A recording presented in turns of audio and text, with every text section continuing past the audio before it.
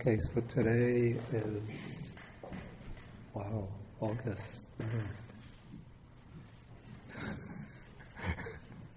August 3rd, yeah.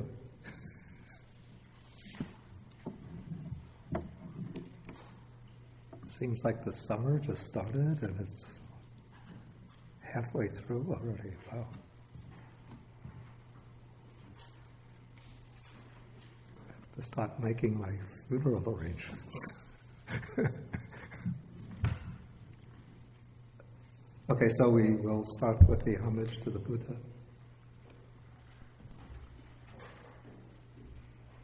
Namo, excuse me. Namo tassa bhagavato arahato samma sambuddhassa. Namo tassa bhagavato arahato samma sambuddhassa. Namo tassa bhagavato arahato samma sambuddhassa.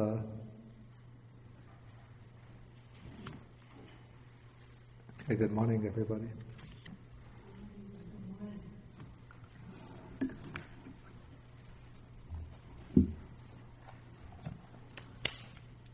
Okay,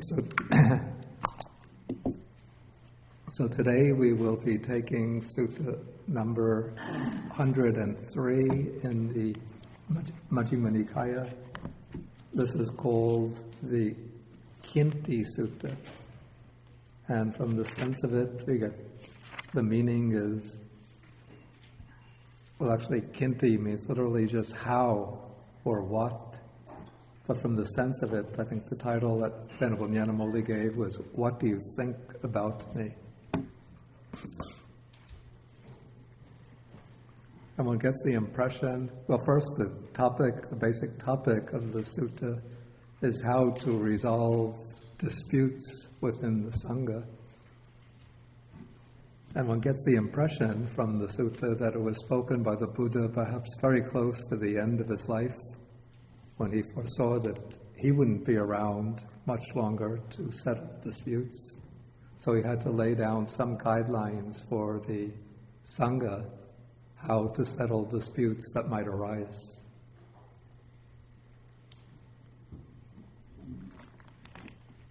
Okay, so we'll start from the beginning. And it says that the sutta takes place when the Blessed One, the Buddha, was living at Kusinara. This is according to the singular script edition of the sutta. The Burmese script edition that's on the Chattasangayana website, Chattasangayana Tripitaka website, has a different city, Pisinara, but I suspect that is a mistake. And if it really takes place at Kusinara, then this would be some evidence that the sutta is taking place perhaps even on the verge of the Buddha's passing away. Because if you know anything about Kusinara, you know that is the place where the Buddha's parinibbana, or passing away, took place. And I don't recall other suttas that take place at Kusinara apart from those that are connected with the Buddha's passing away.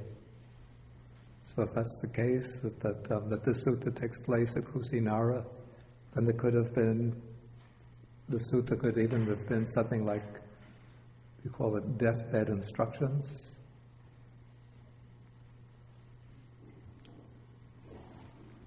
Okay, so the sutta begins when the Buddha calls the attention of the monks, and then he asks them, "What do you think?" It's a little bit strange, this question, but he says, "What do you think about me, monks? Do you think that the recluse Gotama," that's referring to himself by his proper name, "teaches the Dhamma for the sake of robes, or for the sake of alms food, or for the sake of a resting place or lodgings, gifts of monasteries, or for the sake of In Pali, it's bhava bhava hetu, which is translated here, for the sake of some better state of being. And the implication here is for the sake of gaining rebirth, for the sake of acquiring merit, in order to be reborn in some superior realm of existence, like in the heavenly worlds. And so apparently this would be the reason why some other teachers would have taught the Dhamma, or would have taught their own, would have taught their own teaching. That is because they were out for material gain. Having renounced the world, you still have to cover the body with robes, unless you are a member of the sky-clad sect of the Jains, in which case that is or one of the other sects of naked ascetics, then you don't have any worry about robes. But even if you belong to that sect, you need alms food, or you need a dwelling place. Okay, so the Buddha raises this question, and then the monks say that they don't think that the Buddha teaches the Dhamma for the sake of robes or alms food or a dwelling place or to be reborn in some higher realm of existence. So then the Buddha asks them, if you do not think in that way, then what do you think about me? In other words, why do you think I'm teaching the Dhamma? And then the monks say, we think about the Blessed One, that the Blessed One is compassionate, anukampako is the word that's used, one who has sympathy or compassion, and one who seeks our welfare, hitesi, that is, one who seeks our good, our benefit. And so he teaches the Dharma anukampang upadaya, out of compassion for us.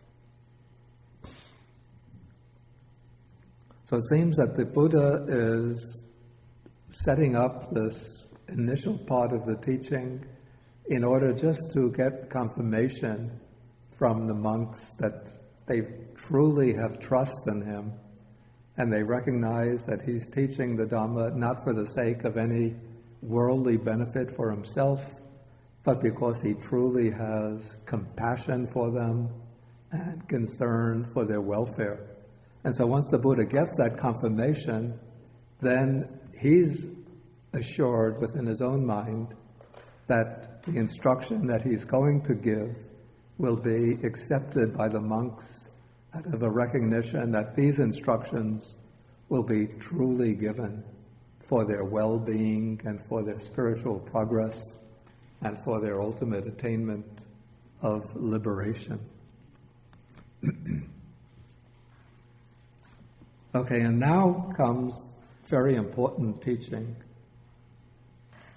You might say that this is almost like the core or the essence of the final instructions that the Buddha will be leaving with the Sangha. So he says, these things that I have taught you on the basis of my own direct knowledge, my own superior or penetrative knowledge. Then he mentions these things that he's taught over and over again throughout his whole teaching career. So he sums them up as the 4 satipatthanas, the 4 foundations of mindfulness, the 4 right kinds of striving, or the 4 right efforts. That's the 4 samapadana. The 4 bases for spiritual power. That's the 4 iddhipada, which is taught for the basis of, as the means of acquiring supernormal powers, but also as the means for reaching liberation. Okay, the 4 bases for spiritual power, the 5 faculties, the panchindriya, 5 spiritual faculties, the 5 powers or strengths, the Pancha Bala, the 7 factors of enlightenment, the 7 Bojjhanga, and the 8 factors of the Noble Eightfold Path, Arya Atangika Maggo. Okay, so that sums up the essence of the Buddha's teaching. And now comes the important instruction for the monks. In these things, you should all train in concord, in harmony, with mutual appreciation. That is, rejoicing together as you're all training in these things, and without disputing about them. Okay, so this is sort of the Buddha giving these quintessential instructions. And now let's say, you know what, as I'm getting older, my memory is getting rusty. So maybe some of you can help me remember some of these groups. So we have the 4 foundations of mindfulness. Let's see, what are they? Gee, a little cloudy in my memory. Who can help me and get them in the right order, exactly in the order?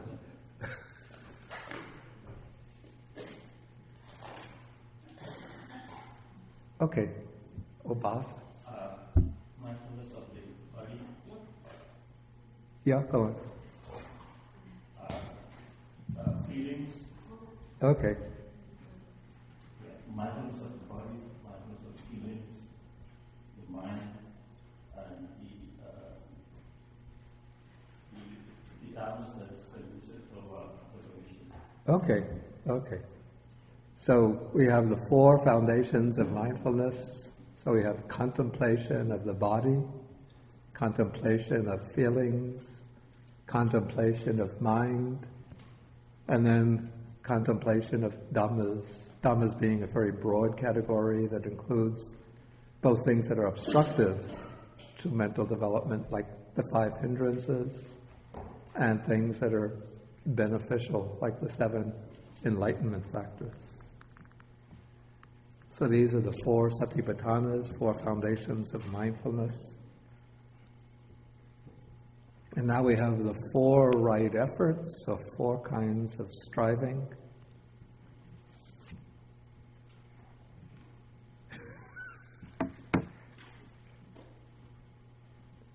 Who would like to enlighten us about these?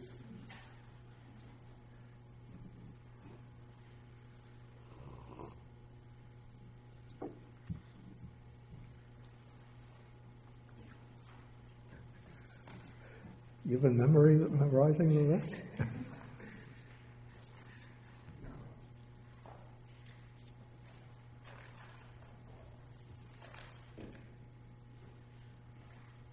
I'm facing the computer, so. But I do remember the 4. You do remember the 4? Is arouse wholesome state of mind. Wait, let's get the right order. Okay. Then I fair.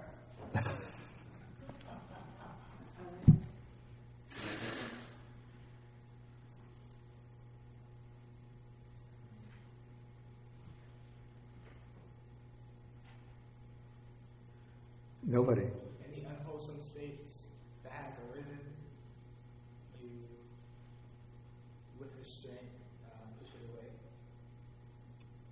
Right? Let's see. I think you're a little bit off, but that's one of them. I can name them just not in order, maybe. Excuse me? I can name them just not in order, maybe. Okay, since nobody is getting an order, you just try it, even if it's... So, any unwholesome states of mind that arise with restraint, you push it away. Any wholesome states... Wait, go back. Now there's another one with the unwholesome. Any unwholesome states that has not yet arisen, you Okay, good, good. Okay, take the microphone. Okay. So any unwholesome states that has arisen, you push away with restraint. Yeah. Any unwholesome states that has yet arisen, you keep it away with. Yeah, that's right. You prevent it from arising. Prevent it from arising. Any wholesome states that has arisen, then Wait, let's get.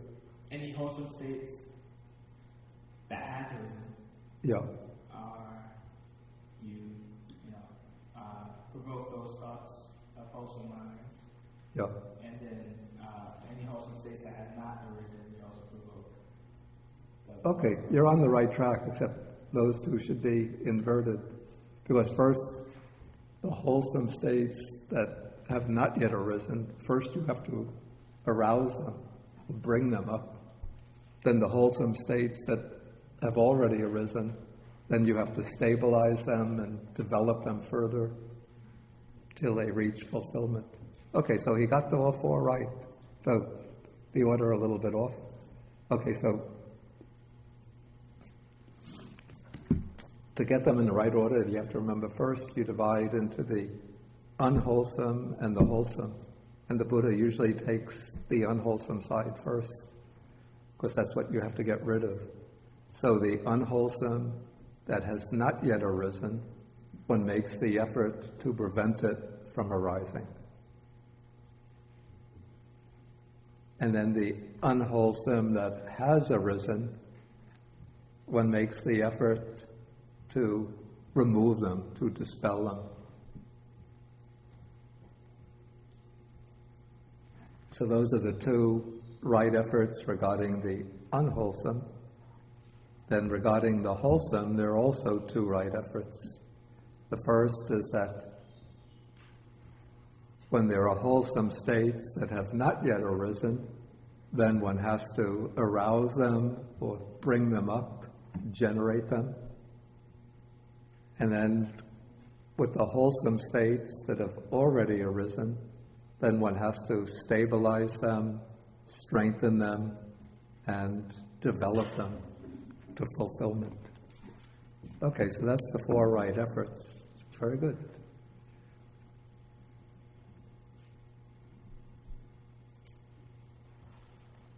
Okay, the four iddhipadas, the four bases for success, sometimes called the four bases for success, or the four bases for spiritual power.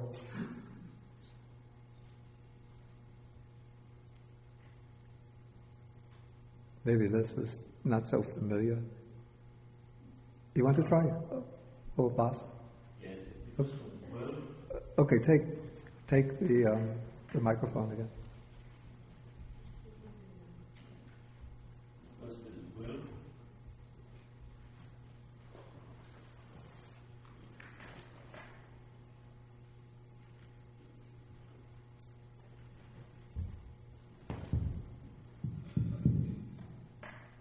Yeah, the first is will, Yeah. effort or energy, Okay, good, yeah. consciousness, Okay, good, yeah. and investigation. Very good, excellent, yeah. Okay, so the first is, the Pali word is chanda. One translation is will, also translated desire. So this is the desire to, it could be the desire to achieve the certain goal, or the desire to strengthen the wholesome.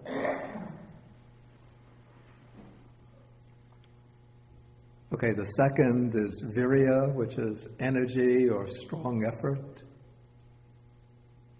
And the third is citta, which can be rendered consciousness or mind. This is using the sort of purity and brightness of the mind as a basis for development and then for achieving success. Probably this is pointing to samadhi or concentration. And then the fourth one is investigation, vimangsa, which is using wisdom as the means, or inquiry, examination, as a means to develop wisdom.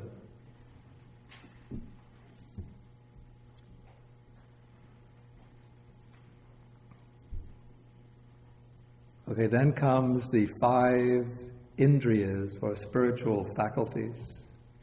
What are the 5 spiritual faculties?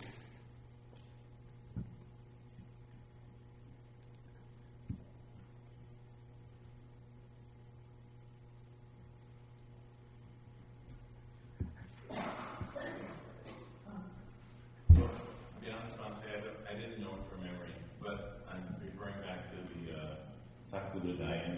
To what? The Sakudadayan. Oh, no, I don't want you to look in the sutra. No, I don't have it right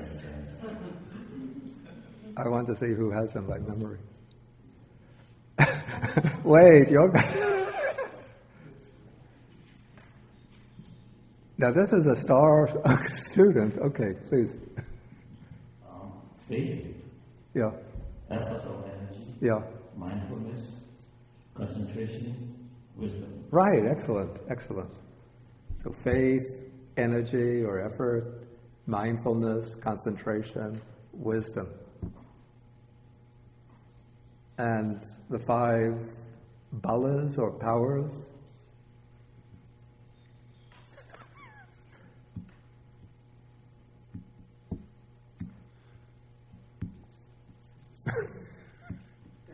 Okay, Johnny. It's faith, energy, mindfulness, concentration, wisdom. It's the same.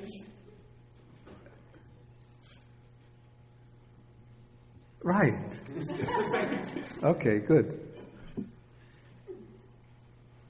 Okay, now we're getting into the upper stratosphere. 7 factors of enlightenment. Who's going to help us with that?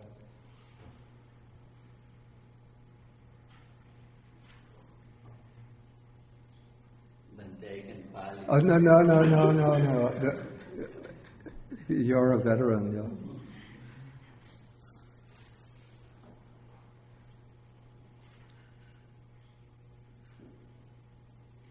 Bowie.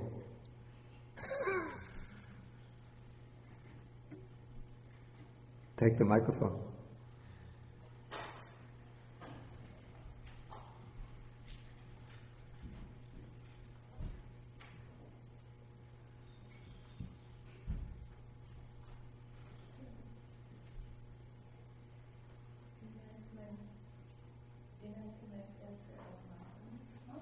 Speak up.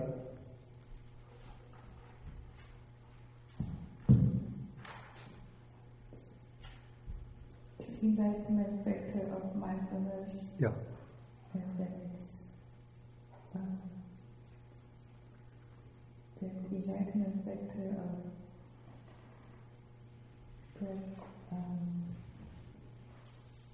I forgot. You forgot. I don't remember its English. It's so far. Chinese. See you. Investigation. Okay. And then enlightenment factor of peace. Oh, yeah, energy. Okay. And then it's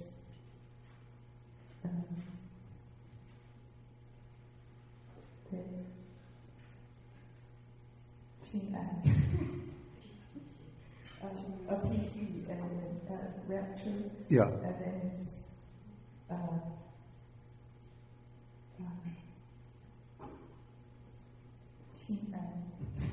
Okay, tranquility.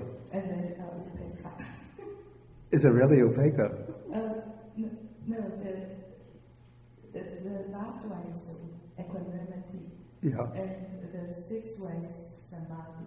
The Right. Concentration. Okay, And concentration. the one before samadhi is the tranquility. Yeah. And go down. Mindfulness, investigation, rapture, energy, rapture, tranquility, samadhi, and equanimity. Okay, so let's get them. Mindfulness, investigation of phenomena, energy, or rapture, or joy, tranquility, concentration, and equanimity. And now we come to the Noble Eightfold Path. Who's going to get the factors and the right, all the 8 factors exactly in the right order? You want to try? Okay. Okay, take the microphone. First, right view. Okay. Then we have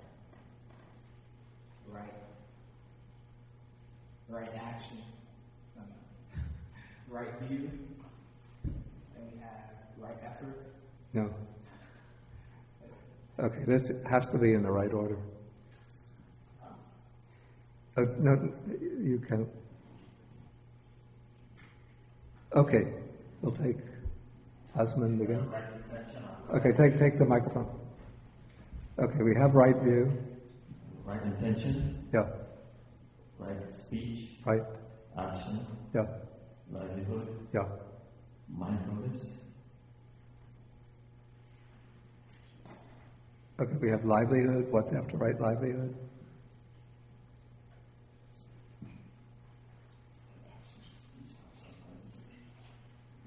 mindfulness, concentration, right mindfulness, right concentration, right effort, Right. mindfulness. Okay, right effort comes after right. After right livelihood comes right effort, then right mindfulness, and then right concentration. Okay, so now we put them in the correct order. Right view, right intention, right speech, right action, right livelihood, then right effort, right mindfulness, right concentration.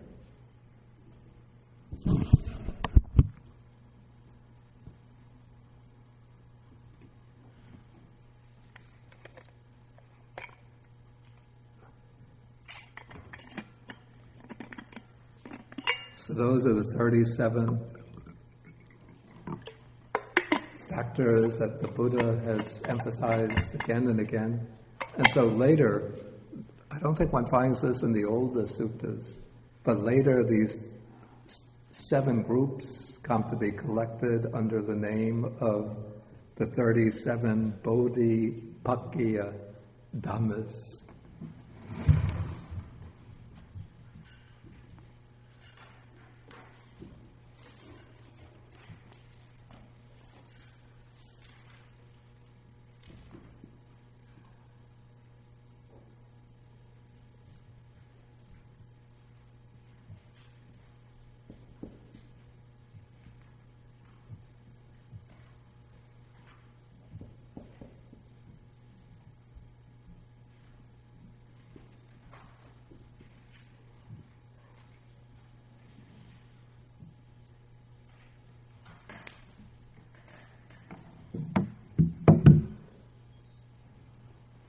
So these are literally the 37 dhammas or factors or qualities that pertain to enlightenment, that are on the side of enlightenment.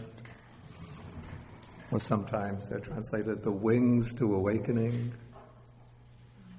or the 37 aids to enlightenment.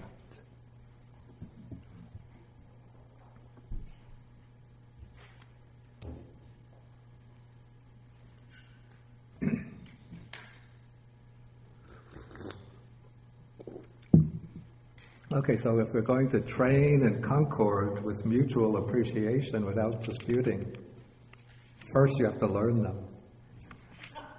Truly.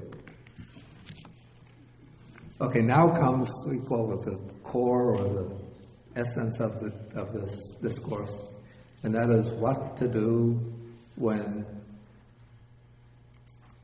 different views, the different interpretations emerge. Okay, so now I'm on page 848. The Buddha says, while you are training in concord with mutual appreciation without disputing, 2 monks might make different, here this, I think the translation here, not so good, might make different assertions about the higher Dhamma. Now actually the word that's used in the Pali here is Abhidhamma.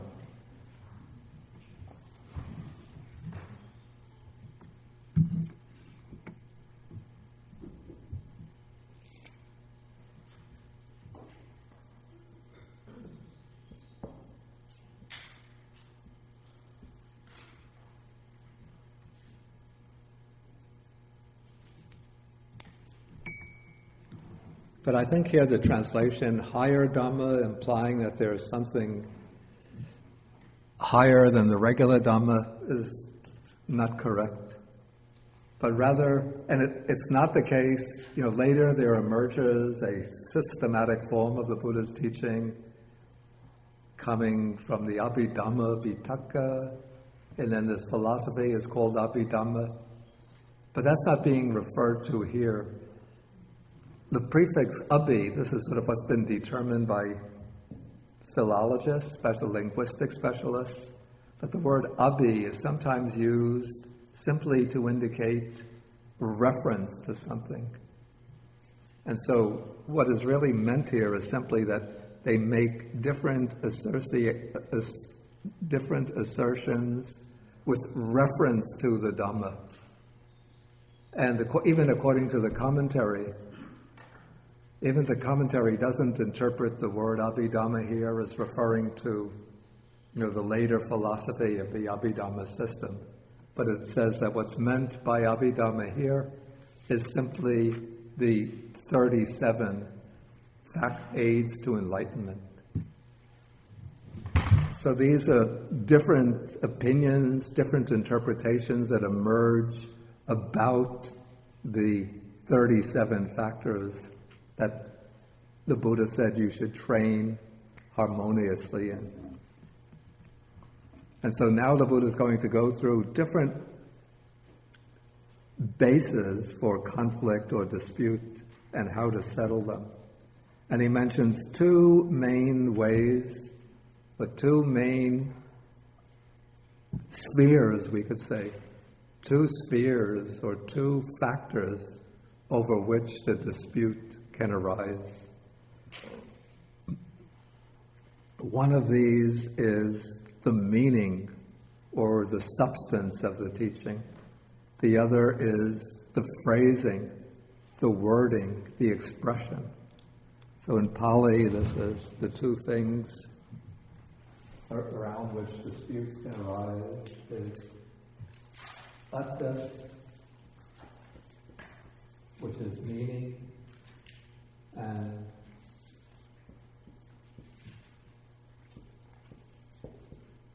vyanjana,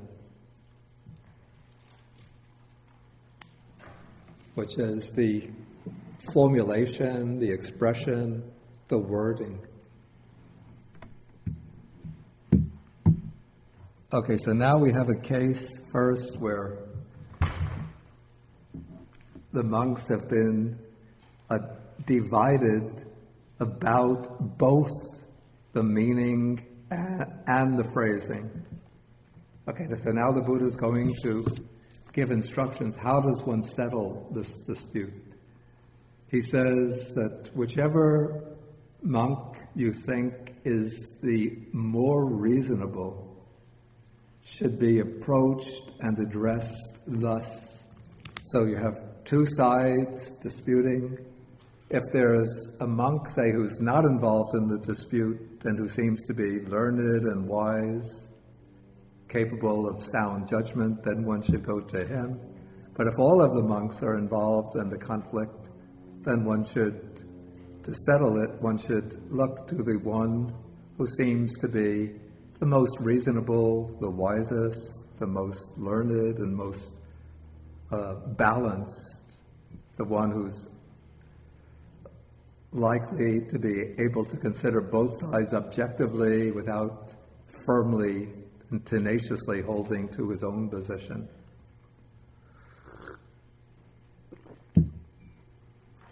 So the monks go to this one, the more reasonable, and one says to him, the venerable ones are differing.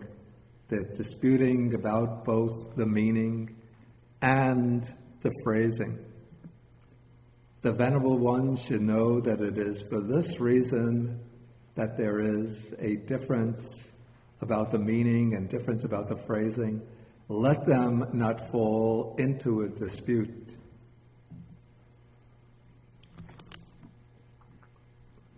Okay, so now it seems that in this case, one is going to the most reasonable of the monks who are disputing.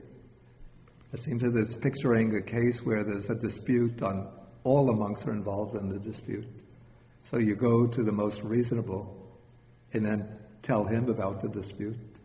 Then you go to the most reasonable one on the opposite side and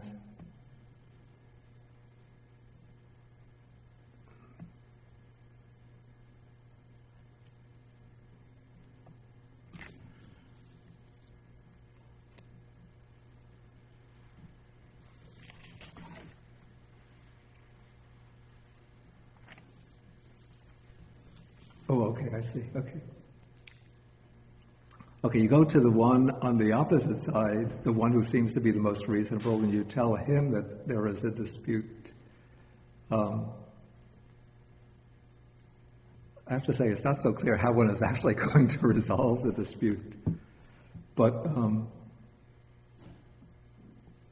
so it just says that what has been wrongly grasped should be borne in mind as wrongly grasped, and bearing in mind what has been wrongly grasped as wrongly grasped.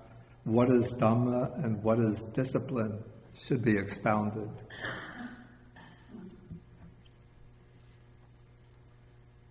I don't see very clear guidelines on settling the dispute here, except by referring it to the Dhamma and the discipline. How would one go about settling a dispute in case there's differences in both the meaning and the phrasing?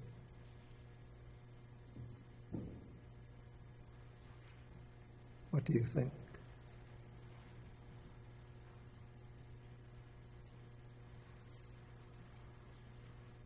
Maybe we should go on to see the next case.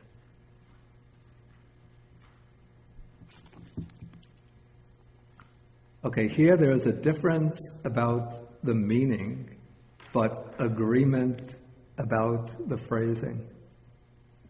Okay, so then whichever monk you think is the more reasonable out of the monks who are divided on the two sides, you go to him and you say to him that the Venerable Ones differ about the meaning, but agree about the phrasing. Okay, so there's no dispute about the phrasing, but it's the interpretation that differs. So in this case, the Venerable Ones should know that it is for this reason that there is difference about the meaning, but agreement about the phrasing. Let them not fall into a dispute. Then you go to the one on the other side who seems the most reasonable, and you say to this one that the Venerable Ones differ about the meaning, but agree about the phrasing, and that there is, for this and this reason, that there is difference about the meaning, but agreement about the phrasing. Let them not fall into a dispute. Again, it just says what has been wrongly grasped should be remembered as wrongly grasped. What has been rightly grasped should be remembered as rightly grasped. And bearing this in mind, what is Dhamma and what is discipline should be expounded. So here, again, there's a dispute, but how does one settle it on this basis? Let me take an example of a case where there's a dispute about the meaning, but agreement about the phrasing. Okay, in the Satipatthana Sutta, the refrain from the Satipatthana Sutta, if you remember, or you don't have to remember, we can look at it. If you go to Sutta number 10,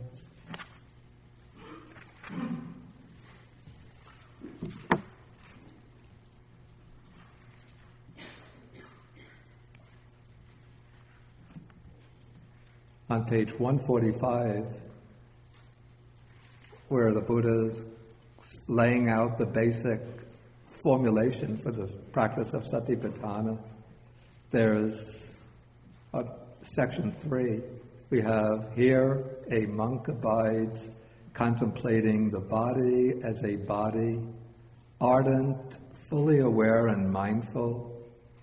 Now we have the expression having put away covetousness and grief for the world.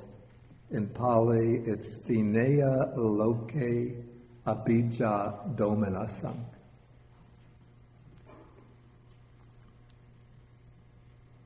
And now what's called covetousness here, abhijja, is connected with desire or craving, and grief or domanassa is connected with ill will or anger or resentment.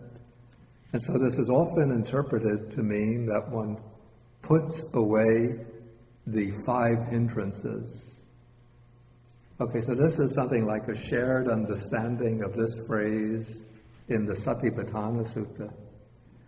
But now there's a difference in the way having put away covetousness and grief for the world is understood. The dominant way of understanding this is that as one is practicing satipatthana, one is in the process of putting away greed or craving and sorrow or grief, ill will. And so the practice of satipatthana is a means for overcoming these defilements of craving and ill will. But there are some interpreters who say that because of the grammatical form vinaya, having put away, there are some interpreters that say this means that first one has to overcome, at least temporarily, craving and ill will, and then one takes up the practice of satipatthana. And so then they say that the way to put away covetousness and grief is through developing at least the first jhana. So this means that first one develops jhana, and then one practices the 4 satipatthanas as the means for gaining insight. And so on this interpretation, first one has to achieve at least the first jhana, and then one starts to practice the 4 satipatthanas. But on the dominant interpretation, one could start off just as, a well-intentioned, ordinary person without any special attainments in meditation. And then as one is developing satipatthana, one is removing covetousness and grief, or covetousness or craving and ill will.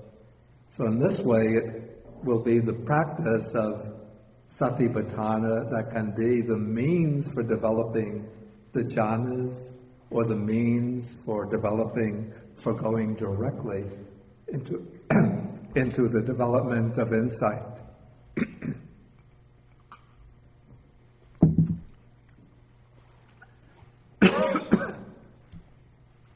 And so we have these 2 different interpretations right now, even amongst the followers of Theravada Buddhism.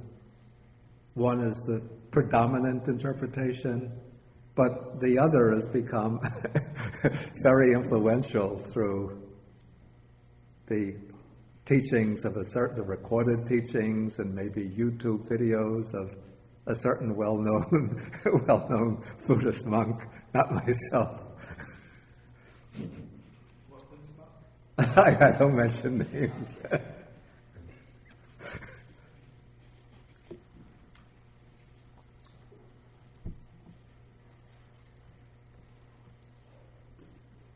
Okay, so that's one kind of disagreement. Then another kind of disagreement actually agreement about the phrasing, but about the meaning. Actually, this is a very important difference that one finds in understanding the way one practices the 37, all of the 37 aids to enlightenment themselves. This is a difference. There's a general agreement, I would say, within the Theravada school about how to practice, but I've seen an explanation of how to practice the 37, maybe in some commentaries I've seen it coming from within, amongst Tibetan Buddhists, but I think they're basing themselves maybe on the way it's expressed in one of the other early Indian schools of Buddhism. Okay, within the Theravada school, it's understood that the 7 groups more or less are laying out pretty much the same groups of factors. Maybe certain factors are more emphasized in some of the groups than in others. And so, for example, when one is taking up the practice of the 4 foundations of mindfulness, one also takes up the practice of the 4 right efforts. Then as one is practicing the 4 kinds of mindfulness and the 4 right efforts, one is also developing simultaneously some of the 5 faculties, some of the factors of enlightenment, some of the factors of the Noble Eightfold Path. So if one is practicing, say, the 4 foundations of mindfulness and the 4 right efforts, one is also practicing simultaneously some of the 4 bases of spiritual power, some of the 4 faculties, some of the 4 powers, some of the 7 enlightenment factors, some of the factors of the Noble Eightfold Path. But another interpretation that I've seen, perhaps coming from another early Indian Buddhist school, perhaps it was the Sarvastivadins, I'm not sure, but they say that first one practices the 4 foundations of mindfulness. Then when one gets them sort of well developed, then one moves on to the 4 right efforts. Then when one gains some degree of mastery over the 4 right efforts, then one goes on to the 4 spiritual faculties. When one gets the 4 spiritual faculties well developed, then one goes on to the 4 powers. Then when one gets the 4 powers well developed, then one goes on to the 7 factors of enlightenment. Then when one masters the 7 factors of enlightenment, then one goes on to the Noble Eightfold Path. But that seems to me, my own personal perspective, there's an agreement here as to the wording, to the phrasing, vyanjana, there's agreement, but the interpretation differs. One school, the Theravada school, says that one can be developing these 7 groups, at least certain factors amongst them, simultaneously. Whereas the other school says that one has to develop the different groups in sequence. And now it seems to me that the view that one has to develop them in sequence, I have to say very frankly, it seems to me to be wrong. Because if one looks at the 7 groups, what is the basis for that particular pattern or structure, moving from the 4 foundations of mindfulness to the Noble Eightfold Path? What is it that sort of governs this particular sequence?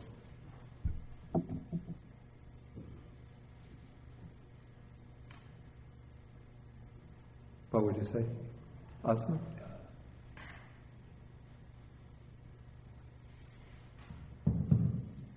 Mindfulness and concentration, right? Maybe I'm not getting the answer, the question posed precisely enough. Why are they arranged in this particular sequence?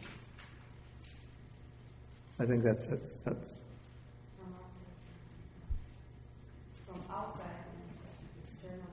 No. The 7 groups, why are they arranged? Right, okay, very good. It's simply arranged according to a numerical sequence. So first we have the 4s, 3 groups of 4s, then we have 2 sets of 5s, then we have a 7, then we have an 8. And then if you look in the suttas, how is the path factor, the Noble Eightfold Path factor of right mindfulness explained? Let's say the path factor of right effort is explained simply as the 4 right efforts. Then how is the factor of right mindfulness explained? Simply by the formula for the 4 foundations of mindfulness. And so the way that it's explained in the suttas, it seems that the 7 groups are not laid out by way of a temporal progression from the 4 foundations of mindfulness to the Noble Eightfold Path, but rather simply by way of number. And maybe on some occasions the Buddha will teach the 4 foundations of mindfulness. Other occasions he'll teach the 5 faculties. Other occasions the Noble Eightfold Path. And it's just maybe the Buddha teaches in different ways because different people respond to different ways of presenting the teaching.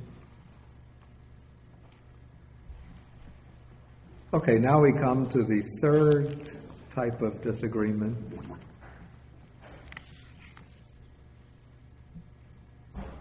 Okay, here we have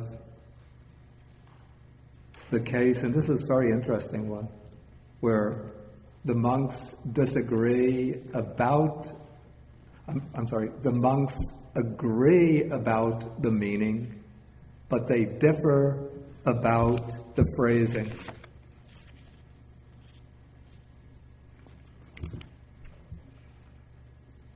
Okay, then in this case, the Buddha says, whichever monk you think is the more reasonable should be approached and addressed thus. The Venerable Ones agree about the meaning, but differ about the phrasing. The Venerable Ones should know that it is for this reason, that there is agreement about the meaning, but difference about the phrasing. But the phrasing is a mere trifle. Let the Venerable Ones not fall into a dispute over a mere trifle. So you see, the Buddha isn't so concerned about precision, exactitude in the phrasing, but it's the meaning or substance that's important.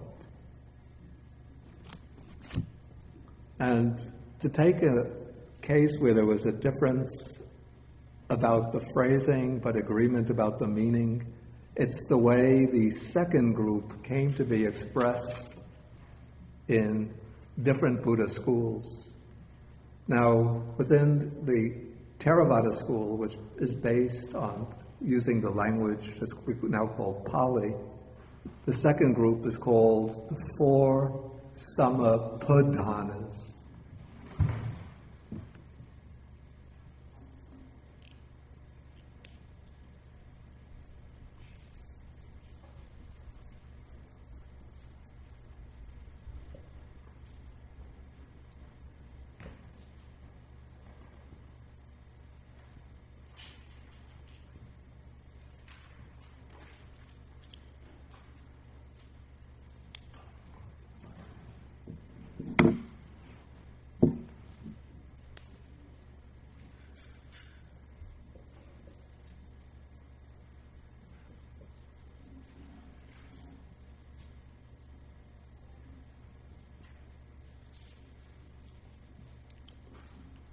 Okay, so it's from this, the use of the word padana by the Buddha, you could see that the Buddha uses it to mean striving, effort, application of energy.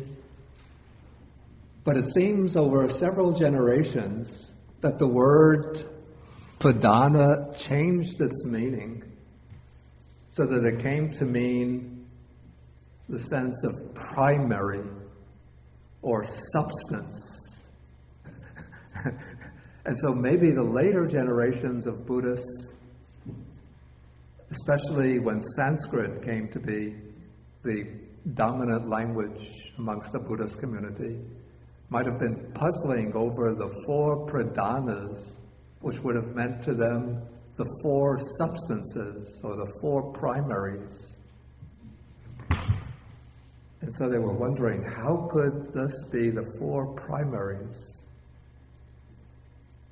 And so what happened in the Sanskrit tradition is that the word pradhana got replaced by the word pahana, or in Sanskrit, prahana, which means abandoning. Because one of the four pradhanas is about abandoning unwholesome states. So for that school, or the schools that use Sanskrit, the word pradhana was given up, but the word pahana, and it was replaced with the word pahana. And so they called it the four pahanas, which means the four abandonings. So I think when you have it in Chinese, what do you call that in Chinese? The four... 四正断. Duan, yeah. Four zheng duan. The word duan means abandoning. I think in the translation into Tibetan also they use the Tibetan word for abandoning. But as far as the definition goes, they were in agreement. So here, if there's a dispute between the followers of the Pali school saying it should be the four pahanas, others say the four pradhanas, the followers of the Sanskrit school say the four pahanas, but they shouldn't fight over this because they're in agreement with the definition, and it's the definition which is the meaning or the substance that's important.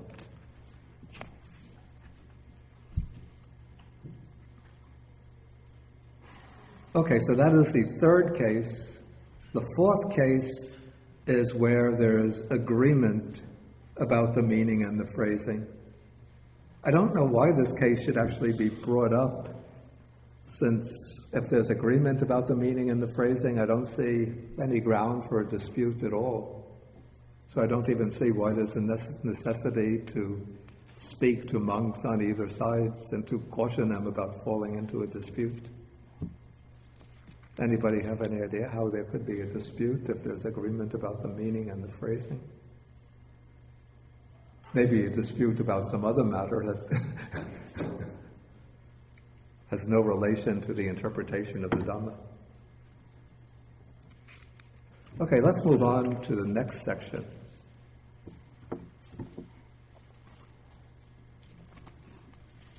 And this next section has maybe an application beyond the particular, Buddhist community, and it's quite useful advice for settling, for dealing with misbehavior in any kind of community of people.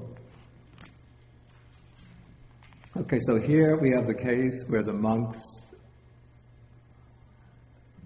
are training in concord with mutual appreciation, without disputing, and then some monk might commit an offense or a transgression. That is, some transgression of the rules of discipline, and so the need arises to speak to him.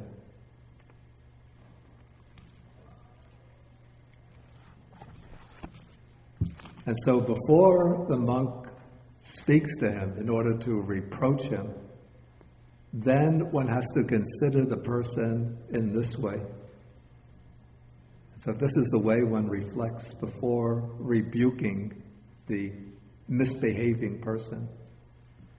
Okay, one thinks, I shall not be troubled. There are actually 4 considerations here. First consideration, I shall not be troubled. So one has to take one's own situation into account. And the other person will not be hurt, for the other person is not given to anger and resentment. Okay, the other person, okay, that's the second one. The second consideration, that the other person won't be hurt. The third consideration is that the other person is not firmly attached to his own view and he relinquishes easily. So if you reproach the other person won't be hurt, and he's the type of person who could easily relinquish his view and change his behavior. And then the fourth consideration is that I can make that person emerge from the unwholesome and establish him in the wholesome. Okay, if we can bring together all of these four factors, these four considerations, then you should speak to that person. So this is the ideal situation. No trouble for myself, no trouble for the other person relinquishes his view easily, and I can transform that person's behavior.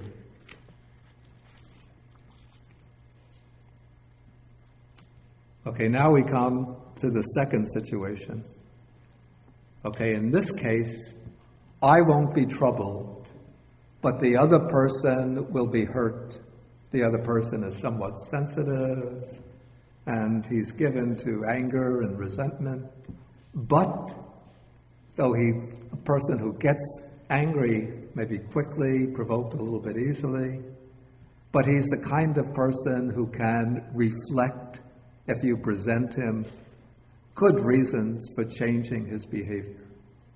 So he's not attached to his view, and he'll give up his view easily. So he won't try to defend, though he gets angry, but he won't try to defend himself and to argue and to, promote his own cause. And so in this way, one can make that person give up the unwholesome and adopt the wholesome.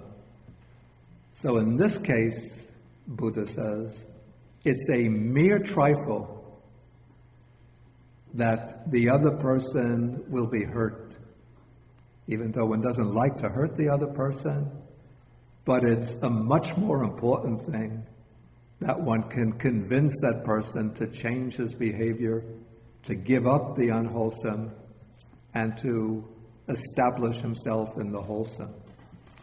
So in this case, it's also the right thing is to speak to that person.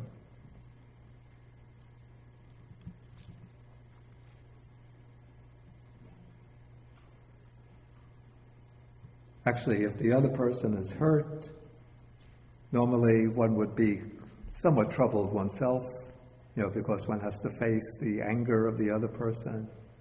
But suppose that I have enough control, mastery of my own mind, enough, strong compassion for the other person and well-developed equanimity.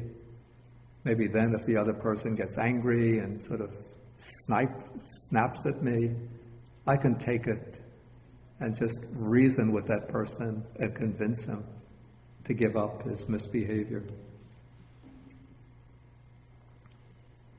Okay, the third case. Okay, I will be troubled. Of course, I have to give up my peace and quiet in order to speak to that person. Okay, the other person won't be hurt, for he's not given to anger and resentment. But the third factor is that he's firmly attached to his view and he relinquishes with difficulty. Okay, maybe this is the kind of person who doesn't get angry, but still he's the kind of person who calmly argues back and tries to defend himself and to justify his misbehavior. Okay, but we have now the fourth consideration here is that I can make that person emerge from the unwholesome and establish himself in the wholesome. So again, the Buddha says, it's a mere trifle, in this case, that I shall be troubled. But it's a much more important thing that I can make this person emerge from the unwholesome and establish him in the wholesome. So taking all of these four factors into account, then I should speak to that person.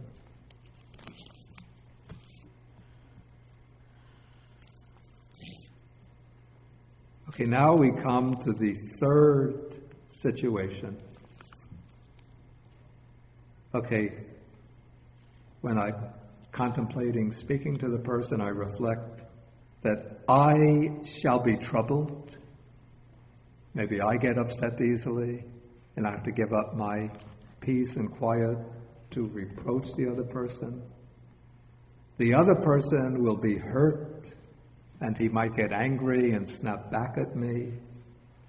And he's firmly attached to his view, and he'll argue and try to defend himself and convince me that he's doing what is right.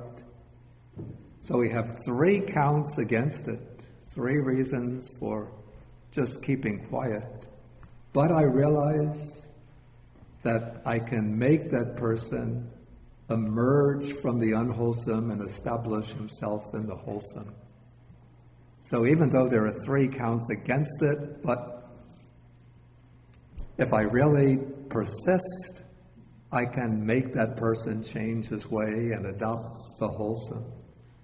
So in this case, again, the Buddha says, it's a mere trifle that I shall be troubled and the other person will be hurt and get angry. But it's a much greater thing that I can make that person change from the unwholesome to the wholesome. And so in this case too, even with so much in favor of just keeping silent, but the fact that ultimately I can prevail and transform the other person if I only speak to him and persist. So with that, taking account of that, then I should speak to that person. But then we have the fourth situation. Okay, here the Buddha says, okay, when one reflects on the situation, one realizes, I shall be troubled and the other person will be hurt and get angry. So we have 2 counts against speaking. Then the other person is firmly attached to his view and gives it up with difficulty. So a 3rd consideration against it. And I cannot make that person emerge from the unwholesome and establish him in the wholesome. So now we have 4 counts against it. And so to speak to him, to reproach him, is just going to create trouble for myself, trouble for the other. And I'm pretty sure that, or maybe absolutely sure, maybe I and others have tried speaking to that person, and he just won't change his way. And so in this case, the Buddha says, it's kind of understatement, or maybe it's a very soft and subtle way, he says, one should not underrate equanimity towards such a person. Which means that one should just develop equanimity towards that person. But actually in other suttas, the Buddha says that if there's a person like this who really keeps on persisting in what's wrong, keeps on making trouble and difficulty for everybody else, and insists that he's right, what the Buddha says is that you should impose capital punishment on that person. And what is meant by capital punishment in the Buddha's teaching? What is capital punishment?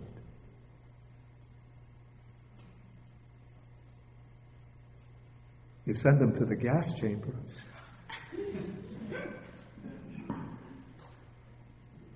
What is it? You remember Mahaparinibbana Sutta? Ananda asked the Buddha, what should we do with such and such a monk? Ostracized. In a way that sort of gets the point, but there's an exact expression that the Buddha uses. Just silently and leave you alone? Yeah, the Buddha says that you maintain silence to that person. It means that you don't give him any instruction, don't give him any guidance, and just let him, carry on. And then eventually, the sort of hope is that when he sees that all of the other monks are just treating him, giving him the silent treatment, which doesn't mean that you don't speak any words at all to him. Like if he asks, where are we supposed to go for our meal today, you could give him an answer to that question, on little practical matters. But when it comes to matters of giving any kind of Dhamma explanation, you just treat him with complete silence. Even the Buddha used that method sometimes with some disciples. And sometimes there's still another method that one has to use with a monk who creates a lot of trouble in the monastery. And what is that method?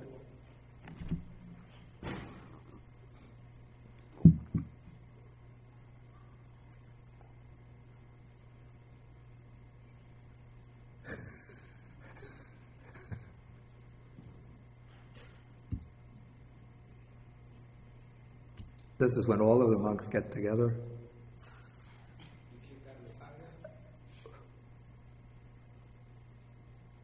Very close. You don't, unless he actually breaks one of the fundamental rules, you don't kick out of the Sangha, but you kick out of the monastery. You say, go find another place to live.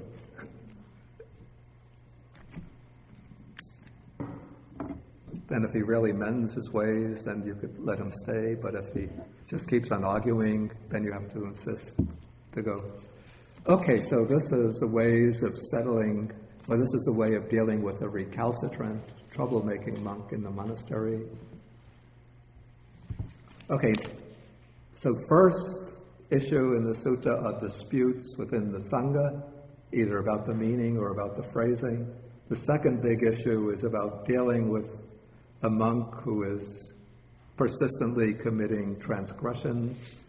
Now, third comes about how to deal with what's called verbal friction that might arise. Okay, so the Buddha says, when you are training in concord with mutual appreciation without disputes, there might arise between you verbal friction, insolence in views, that is maybe obstinacy in maintaining views, then annoyance, bitterness, and dejection. How does one deal with this kind of problem? This would be kinds of disputes that arise not based about the Dhamma, but maybe about personal issues. Maybe one monk has a habit of behaving in a certain way, so that he has his group of friends who like his way of behaving, other group doesn't like the way he's behaving. And so over some trifling matter, some conflict and dispute and even verbal friction arises. So how does one settle this?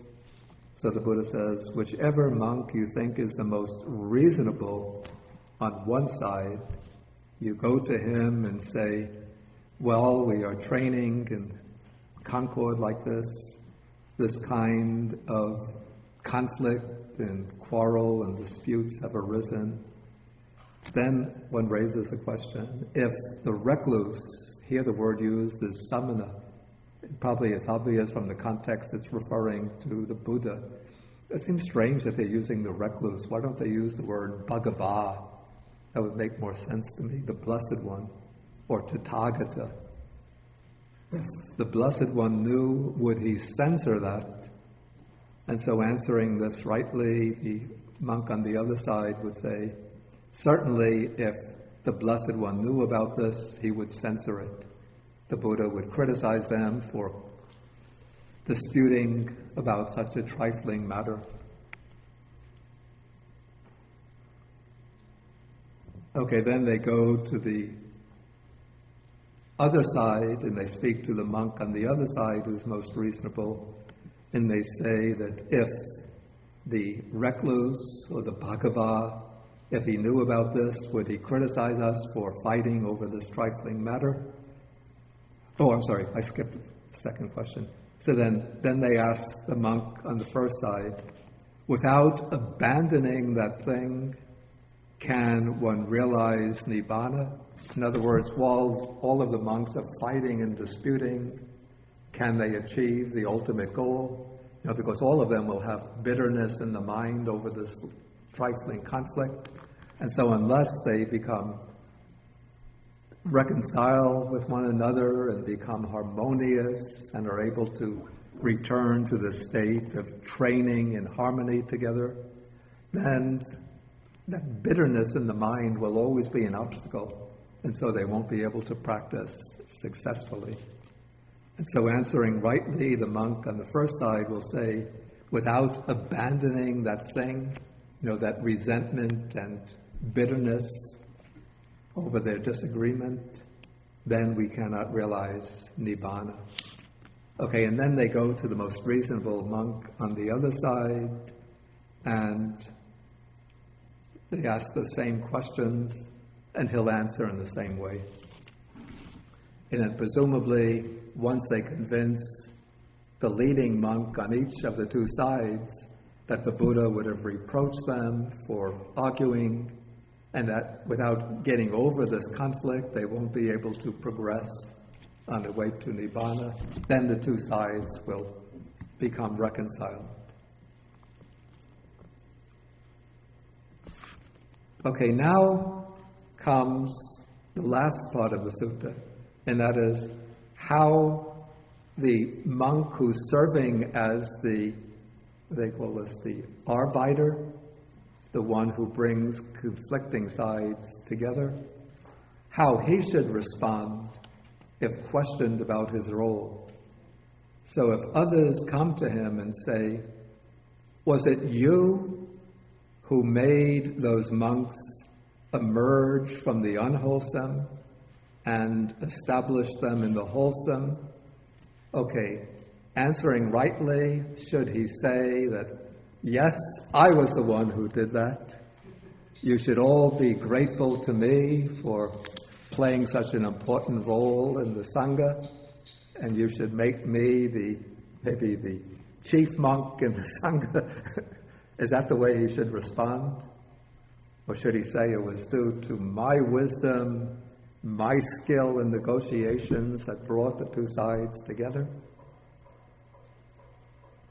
No. But the way he should answer should be, here I went to the Blessed One, and the Blessed One taught me the Dhamma. The commentary says that the Buddha taught me the Dhamma. That is, the Buddha explained how to settle disputes or how to speak to a monk who has been misbehaving and to correct his ways so that he'll behave in the right way. So the Buddha taught me the Dhamma. Then when I learned this principle, then I spoke to the monks. And when the monks heard what I taught them based on the Buddha's teaching, then they emerged from the unwholesome and were established in the wholesome.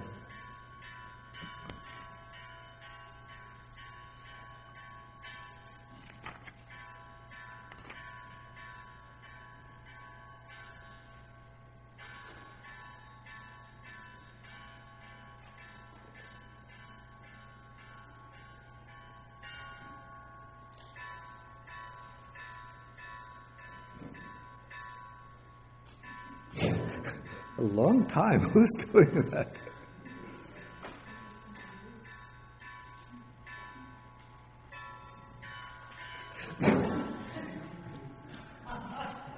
Okay, I think they're finished now. Okay, so then the Buddha concludes and says, answering thus, this monk neither exalts himself. He doesn't exalt himself by saying, I was the one who did that. I'm so wonderful. I'm so wise. I'm so clever. And he doesn't disparage others. So he doesn't say, oh, those monks were making so much trouble. Oh, they were so difficult to deal with. Oh, they were just so obstinate, but I brought them together anyway.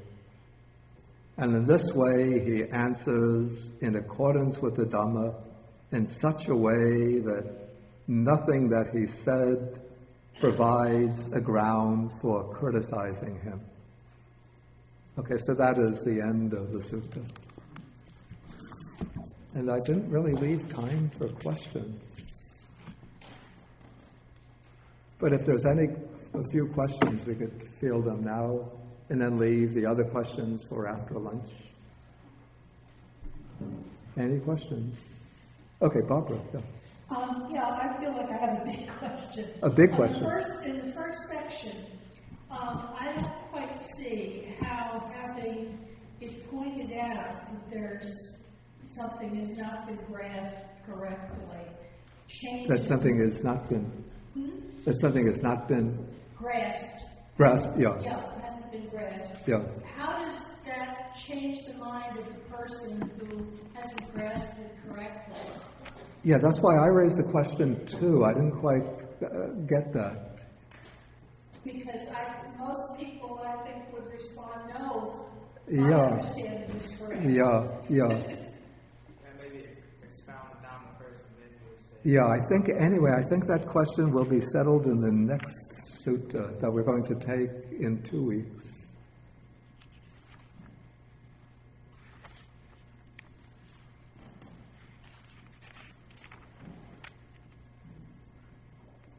I remember that was dealt with in the Vinaya, dealing with disputes like that. Basically, what one has to do is choose a very learned monk, or it could be even like a committee of very learned monks who everyone regards as being sort of trustworthy and reliable in their grasp both of the wording of the text and their interpretation of the meaning. And one goes to either that one or that group to settle the dispute. Okay, Richard, first take the microphone. What strikes me is that there is no moment in these instructions where the person who is settling the dispute asks himself whether he might be wrong. It does not occur. That is, there's no possibility envisioned that one of the disputants talking to the arbitrator, right, might convince the arbitrator, because the assumption is that all of the issues are ones with which the Buddha has dealt adequately, and that the arbitrator is the perfect student of the perfect master. And so there is no possibility that someone might come up with something that should convince the arbitrator, that the arbitrator should actually change his mind about anything. So this can't be done, say, with an arbitrator who doesn't know the entire teaching perfectly, and who isn't able or doesn't feel secure or doesn't act secure in his ability to make all correct practical implications. If the Buddha is doing this in order to set up a regime which will work after his death, then, the line that seems to resolve things here in paragraph 17, I went to the Blessed One taught me, right? that becomes relevant or irrelevant by a lifetime after the Buddha's death, right? Then it becomes impossible for people to say that. Yeah. And so, has he really solved the problems that are going to arise? Yeah. Well, at first, because the sutta has to be compact, so I think it can't take all the contingencies into account.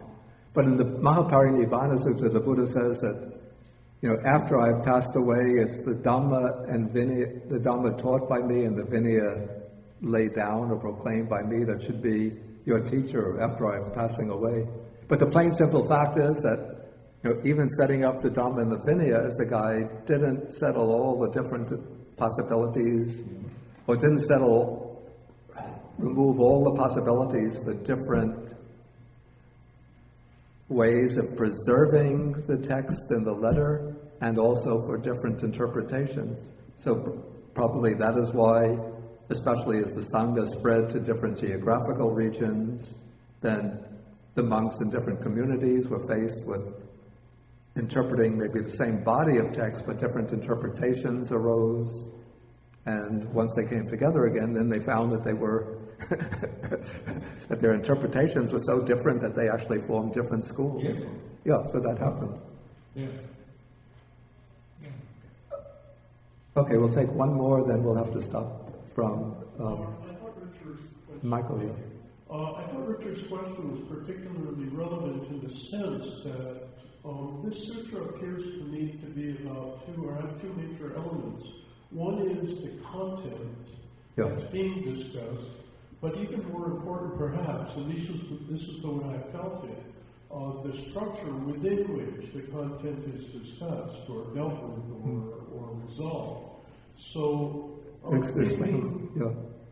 Yes? No, explain what you mean by the structure within which the structure of how we, whether of being attached to things and our willingness to detach ourselves, for example, seems to be more relevant. The idea of having a view which may be right or may be wrong, but our ability to detach ourselves from holding on to the view, I'm referring to the structure as that. As being more important than what the view might be. Am I right then, or perhaps wrong? But that seems to be more... I think that's also, that's very important, but the Buddha does emphasize that it's important to be right as far as the atta, as far as the meaning goes. Though the bhyanjana, the phrasing, the wording, differences, he says, are a mere trifling. Okay, we'll have to stop now, and then we could come back for more discussion, say 10 after 12. Okay, so we'll end with the sharing of the merits.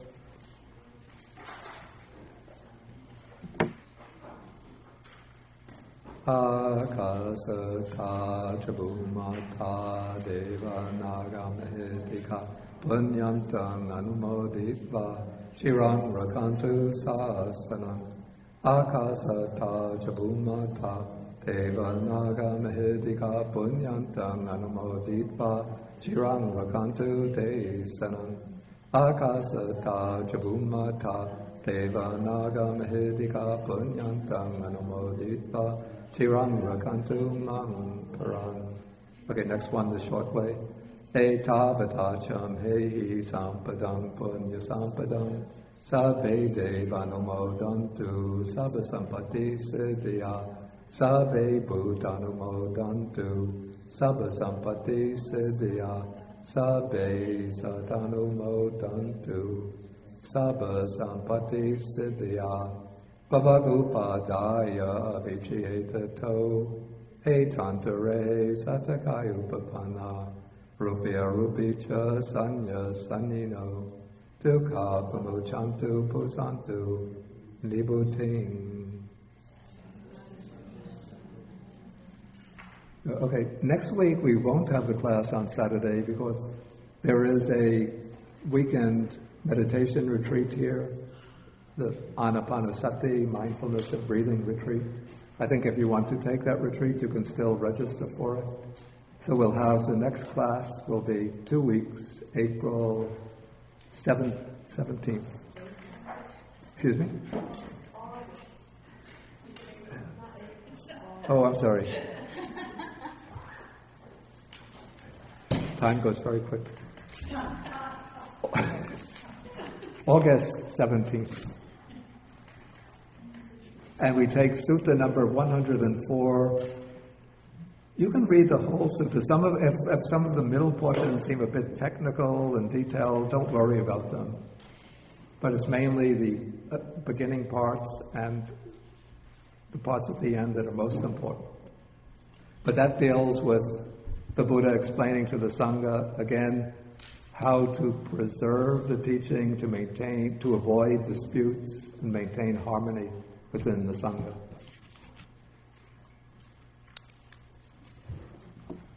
Okay, so we end with the 3 vows.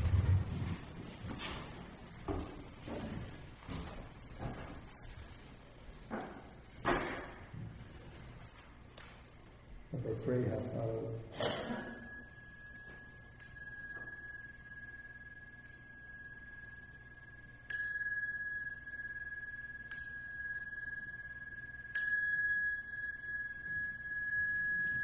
Aug-3-2013.